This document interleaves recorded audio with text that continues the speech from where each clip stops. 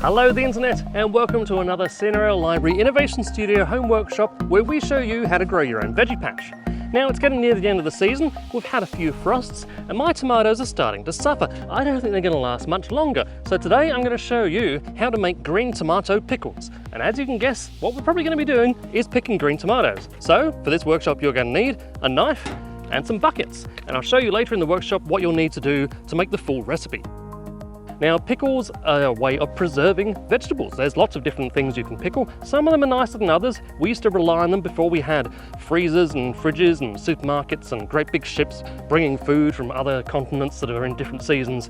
The only way we could actually have a good variety of food through the winter months was to find ways of preserving them, salting them, pickling them, fermenting them, that sort of a thing. We don't do so much of that anymore. Some of it wasn't very nice, but some of it is fantastic. And my green tomato pickle recipe is one of them. So I'm going to share it with you today.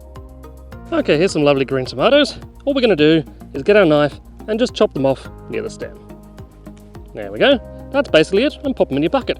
We don't need to pick all these off right now. We can do that later on when we're actually making the pickle. So just go around your tomato plant and find all the green tomatoes you can and harvest those. We're not going to use the red ones. They're pretty much busted up now by the frost anyway, and they're not that good in green tomato pickles, hence the name, green tomato pickles. Make sure you search along every single part of the tomato plant. Because they're green, they can hide quite well amongst all the green leaves. There'll be a lot more than you might think. There's one. We want every single one of these so we can make as much pickles as possible. Now, one of the reasons we're doing this is not just because it's a great idea and they're delicious, but you put a lot of effort into your veggie patch, and as a result, us gardeners don't really like anything going to waste. So the more we can use, the better. Now, you might find some of them are damaged. We're going to take those as well. We can chop those bits out later. Okay, I've thoroughly stripped my tomato plants and got 2 heaving buckets full of beautiful green tomatoes. There's a few that have gone ever so slightly orange in here. That's okay. We don't want to have too many of those. We definitely don't want to have any red ones, so long as they're mostly green or just about on the turn. See, it's still really nice and firm. That's going to be fine. Okay, let's go get cleaned up and take these to the kitchen. For this workshop you'll need jam jars or mason jars. You're going to need a chopping board and knife. You're going to need a colander. You're going to need a large saucepan. You're going to need some scales and a wooden spoon. Okay, the first thing you need to do is work out how much green tomatoes you actually have. For every 2 kilos of green tomatoes, you're going to need about 400 grams of onion. You're going to need flour, sugar, vinegar, quite a bit of salt. You're also going to need curry powder and turmeric. So with your tomatoes, we're just going to dice them. Doesn't matter how big or how small they are, you need to dice them into little cubes, about half the size to 2/3 of the size of an actual dice. If you have some teeny tiny green tomatoes, use those as well. Even though they're small, just chop them in half. Just need to expose the inside to the outside. And we're going to dice our onion to the same size. As you're chopping, put your green tomatoes in. You want to get 1/3 of them in, and then 1/3 of your chopped onions on there. And when you've got a layer of green tomatoes and a layer of onion, you want to put 3 tablespoons of salt and just sprinkle it all over the top. It seems like a lot of salt, but we are going to wash this off.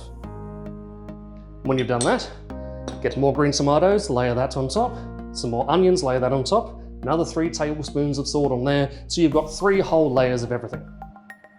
Then we're going to cover that and leave it to drain overnight. Either put it into a saucepan or put it over the sink because a lot of water is going to come out of this.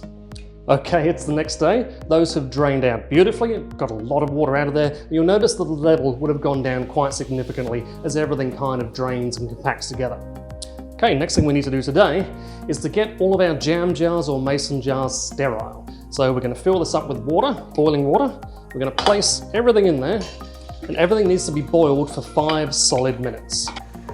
It's really important that these are sterilised properly. You need to be very careful when you get them out. They're going to be screaming hot. There's going to be water tipping around, so be super duper careful when you're getting them in and getting them out. And make sure you do sterilise them thoroughly. It's very, very important. We don't want these to spoil weeks down the road when you put all this hard work in.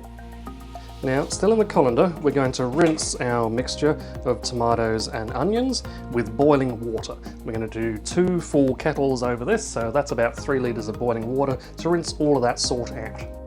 Okay, that can now go into our saucepan. We're going to add a little over half our vinegar to this and boil it, bring it to a boil for 10 minutes. Give it a stir every minute or so. Pretty soon your mixture will start to look like super chunky applesauce. still on the heat, pour in your sugar and stir until it's all dissolved. Once it's all dissolved, take it off the heat. Put your flour, turmeric and curry powder into a bowl and mix with the remainder of your vinegar, just to form a paste. Put the vinegar in a little bit at a time until it's all mixed in, and then add some oil. You want to get a good smooth paste, no big lumps. Add the mixture slowly in and stir to combine. So bring it back to just below a simmer and cook for a further 10 minutes, stirring all the time. You don't want this to boil, so be very careful with the heat because there's so much sugar in here, we don't want it to burn and spoil the flavour. After 10 minutes, pull it off the heat and let it cool just for a couple of minutes. Once it's cooled a little bit, you can spoon or ladle it into your glass jars. And do it carefully. You don't want to touch the sides if you can, because you don't want to get any in the thread where you're going to be screwing the cap on, as that could be a way for bacteria to work its way through into your beautiful jar of green tomato pickles, and we don't want that to happen. If you do happen to get some on the outside, make sure you get it off thoroughly with a clean cloth. Wipe it around until no more's coming off. Seal the lid on as normal, and then you can wash the rest of the jar afterwards once it's cooled down. There we go, that's working out quite well though. Now it might seem quite runny when you're putting it in, but once it's cooled down completely, this will sort of set. The sugar will set the liquid into much more of a solid form. It won't be a jelly, but it'll be a lot firmer. And pop the lid on. Nice and tight. And there you go, lots and lots of lovely green tomato pickles, which are great with a salad, perfect in sandwiches, and they're especially good with Silverside. We hope you enjoyed picking your tomatoes right at the end of the season, and we really hope you enjoy these delicious green tomato pickles. We hope you enjoyed this gardening workshop. Please like, share and subscribe so you and others can join us on the next CNRL Library Innovation Studio online workshop.